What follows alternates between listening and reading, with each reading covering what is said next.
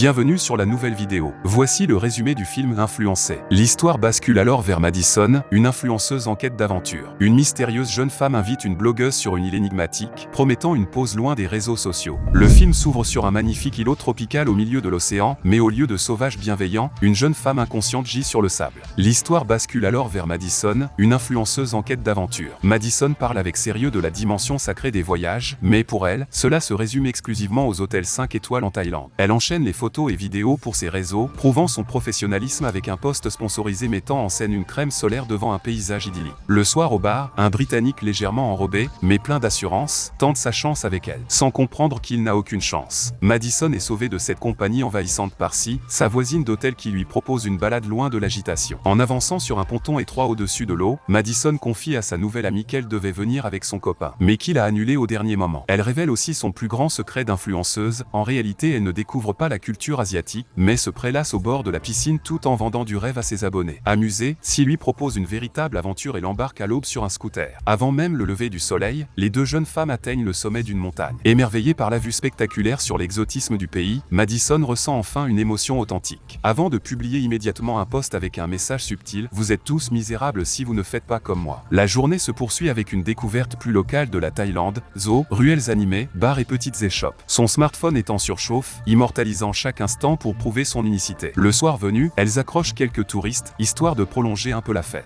De retour à l'hôtel, encore imprégné de ses nouvelles expériences, Madison remarque que la porte de sa chambre est grande ouverte. Prudemment, elle s'avance à l'intérieur, faisant abstraction de la musique angoissante en arrière-plan. À l'intérieur, tout est sens dessus-dessous, ses affaires ont été fouillées et ses documents ont disparu. S'il aide à contacter la police et à entamer les démarches administratives. Pour obtenir un nouveau passeport à l'ambassade, il faudra attendre 2 semaines. Sa nouvelle amie lui propose alors une alternative bien plus excitante, passer ce temps ensemble et s'immerger totalement dans l'exotisme de la culture locale. Madison appelle son copain pour lui annoncer la terrible nouvelle. Mais il réagit avec une immaturité déconcertante, l'accusant de saboter leur tournage prévu. La dispute dégénère en rupture brutale, poussant Madison à repenser ses priorités. Avec Sy, elle sillonne les circuits touristiques, profitant sans vergogne de la gentillesse des locaux tout en alimentant son feed Instagram. Elles explorent des grottes, effraient des chauves-souris, fument sur un quai de village de pêcheurs et bien sûr, multiplient les selfies. Finalement, après avoir trouvé une moto, Sy prend la route à toute vitesse. Direction sa propre maison, située dans un coin reculé de l'île. Mais Sy a encore une surprise pour son amie. Avant l'aube, elle réveille Madison et l'emmène sur un quai où est amarré son propre bateau. Ensemble, elles voguent jusqu'à une île tropicale isolée. En explorant les lieux, Madison remarque des entailles étranges sur un tronc, mais ne s'en soucie pas. Le soir venu, autour d'un feu de camp, les filles échangent des histoires effrayantes. Amusée, Madison plaisante, si c'était un film d'horreur, tu me tuerais sûrement sur cette île déserte. Sy répond avec une histoire encore plus glaçante, elle n'aurait même pas besoin de tuer Madison. Il suffirait de l'abandonner sur cette île pour qu'elle meure lentement de faim, de déshydratation et de folie. Madison objecte qu'en tant qu'influenceuse connue, ses abonnés s'inquiéteraient immédiatement et lanceraient des recherches. Mais Sy contre-attaque froidement, personne ne s'en soucierait vraiment, car n'importe qui peut tenir un blog inutile. Prenant tout cela comme un jeu intellectuel, Madison rit et s'endort paisiblement. À l'aube, Sy emporte ses affaires, monte à bord du bateau et met son plan à exécution. Elle quitte l'île, laissant Madison se réveiller seule sur le sable. L'histoire avance de 3 semaines. Sy ayant volé le compte de Madison continue à alimenter son blog, utilisant une perruque et un peu de retouche photo pour tromper ses abonnés. Après avoir rempli les contrats sponsorisés et encaissé une belle somme, elle décide de faire une pause des réseaux sociaux. Sur son mur, une photo de Madison sur la plage rejoint 4 autres portraits de précédentes victimes. Avec un sentiment de mission accomplie et un portefeuille bien rempli, Sy erre dans les rues animées de Thaïlande, guettant sa prochaine proie. Son regard s'arrête sur Jessica, une nouvelle adepte des voyages spirituels et de l'exotisme asiatique. L'adrénaline monte et Sy sent l'excitation de la chasse l'envahir. Déjà, elle suit discrètement sa future proie, observant chacun de ses gestes. Elle pousse Jessica dans une boutique de souvenirs et passe à l'attaque, engageant une conversation légère. Mais cette fois, ça ne prend pas, Jessica ne mord pas à l'hameçon. Sy bat en retraite, mais ne renonce pas. Elle continue d'analyser le profil de sa cible, affinant sa stratégie. Plus tard, elle la retrouve dans un bar et change d'approche. Cette fois, elle flatte son ego, prétendant être une abonnée admirative. Le piège fonctionne. Jessica s'ouvre à elle. Avec un sourire assuré, Sy lui raconte la même histoire que celle servie à Madison, modifiant juste quelques détails. Puis mine de rien, elle glisse l'appât parfait, sur son île, une immense villa l'attend, mais la solitude l'apaise. Pendant une séance photo, Sy profite d'un moment d'inattention pour subtiliser la carte clé de Jessica. Une fois séparée, elle s'introduit discrètement dans sa chambre et exécute son habituel tour de passe-passe, voler ses documents. Elle attend ensuite l'appel paniqué de sa nouvelle victime, prête à lui offrir généreusement un refuge dans sa villa. Mais en arrivant sur place, une surprise l'attend. Un chemin de pétales de rose, mis en place par Ryan, le copain de Madison qui, en réalité, finance la location de la villa. Avec cette nouvelle complication, Sy doit improviser et adapter avorter son plan. Elle utilise alors un synthétiseur vocal pour imiter la voix de Madison, essayant de convaincre Ryan de partir et de lui faire confiance. Mais il n'est pas dupé et insiste pour une rencontre en personne. Tous les trois se rendent sur la plage. Pendant que Ryan photographie Jessica, il l'interroge sur Si et lui raconte comment Madison a été dépouillée. En recoupant les étranges coïncidences avec l'histoire de Si, les doutes s'installent. De son côté, Jessica est curieuse d'en savoir plus sur la relation entre Ryan et Si. Le soir, elle décide d'envoyer un message à Madison pour organiser une rencontre, sans se douter que Si a volé son compte et peut lire ses conversations. Sentant le danger, Jessica quitte précipitamment le bar pour rassembler ses affaires et fuir cette colocataire suspecte. Mais Si l'a suivie et fait renvoyer son taxi, la bloquant sur place. La tension monte et les coïncidences troublantes s'accumulent, convergeant vers une vérité inquiétante. À court d'arguments logiques et voyant que Jessica ne mord pas à l'hameçon, Si opte pour la solution la plus radicale, la violence. Elle l'assomme contre le mur, puis plante le talon aiguille de sa chaussure dans sa gorge, l'achevant sur le cou. Avec une froide efficacité, elle emballe le corps dans une valise, nettoie précipitamment les traces de sang et termine juste à temps avant le retour de Ryan. Mais il ne revient pas seul. Il a invité une foule d'amis pour faire une fête au bord de la piscine. Irrité de voir son refuge envahi, Si demande à Ryan de les faire partir, mais il lui répond sèchement et avec cynisme. Blessé dans son orgueil, Si attrape un couteau de cuisine et monte lentement à l'étage, la rage au ventre. Soudain, un bip de téléphone interrompt son élan. Ryan l'a tagué sur une photo. C'est fini mec, pense Si, réalisant que son anonymat est compromis. Il faut agir vite et modifier ses plans. Le matin, elle prépare un faux petit déjeuner, laissant une assiette à moitié vide pour faire croire au départ de Jessica. Pendant ce temps, Ryan consulte ses réseaux sociaux et découvre un nouveau post de Madison, où elle annonce avoir trouvé l'amour de sa vie. Effondré, il ne se doute pas qu'il s'agit d'un piège tissé par Si et Photoshop. Subtilisant sa tristesse, Si passe la journée avec lui, le manipulant habilement, glissant discrètement des cachets dans ses boissons, tout en discutant d'amour et d'influence. Dans la nuit, Si traîne Ryan jusque chez elle, l'installe dans le lit, le déshabille et met en scène une nuit horrible. Mais son véritable objectif, c'est son téléphone. Profitant de son inconscience, elle accède à son compte et supprime le post où il l'avait mentionné, effaçant ainsi toute trace compromettante. Au matin, Ryan se réveille dans le même lit qu'elle. En constatant qu'il est nu, il croit immédiatement à une nuit qu'il ne se rappelle pas. Mais son malaise grandit lorsqu'il aperçoit un ancien agent de sécurité gisant au sol, un indice troublant du chaos dans lequel il vient de plonger. Si le conduit alors au terminal du ferry, où ils se disent adieu froidement. Ryan s'en va, convaincu que tout est derrière lui. Dès qu'il quitte l'île, Si s'assure qu'il est bien parti, puis brûle les affaires de Madison ainsi que la perruque qui lui a permis d'usurper son identité. Plus aucune trace.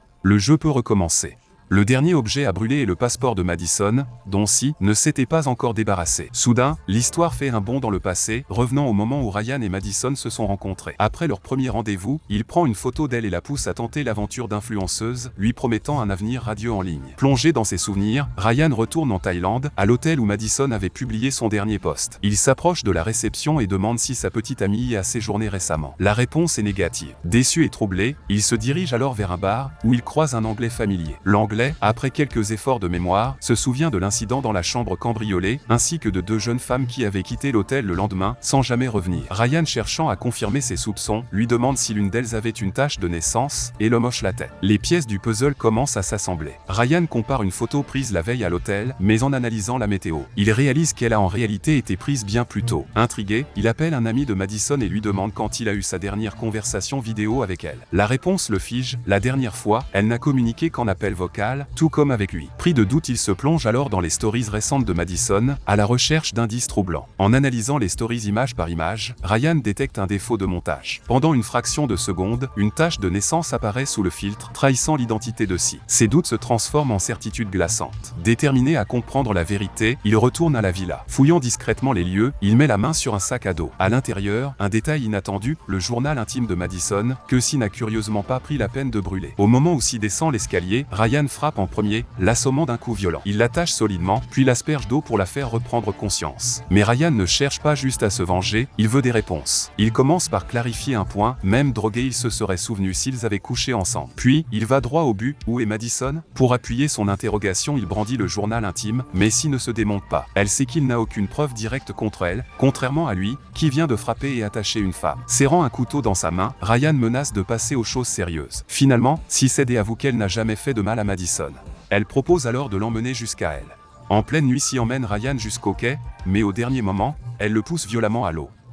Plongeant après lui, elle libère discrètement ses mains attachées et l'étrangle avec les cordes. Lorsque son corps cesse de se débattre, elle remonte à la surface, traîne le cadavre jusqu'au bateau et retourne à la villa pour effacer les traces. Une fois propre, elle utilise le téléphone de Ryan pour publier un faux message d'adieu, savourant les réactions attristées de ses abonnés. En fouillant ses affaires, Elle tombe sur un précieux anneau, un atout qui pourrait encore lui servir. Au matin, elle se rend au bateau, prête à transporter le corps sur l'île. Mais en arrivant sur la plage, un détail la glace, un feu encore fumant.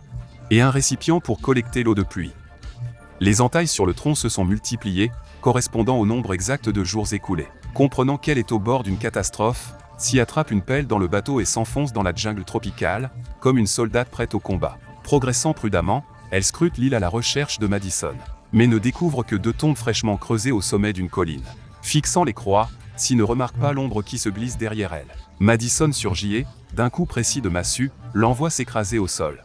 Ne voulant pas faire l'erreur classique des films d'horreur, Madison s'approche de Sy étendue au sol et lui assène un coup fatal, s'assurant qu'elle ne se relèvera plus. Épuisée, elle descend lentement vers la plage, là où repose le corps sans vie de Ryan, à côté du bateau. Pendant ce temps, Sy reprend connaissance, réveillée par le bruit du moteur qui démarre. Elle se précipite sur le sable, juste à temps pour voir la silhouette de Madison disparaître au loin, voguant vers l'horizon, la laissant piégée sur l'île, exactement comme ses propres victimes. Saisie par l'ironie cruelle de la situation, Sy éclate d'un rire nerveux, tandis que Madison, déterminée, trace sa route vers les îles habitées visibles au loin. Le film se termine ici.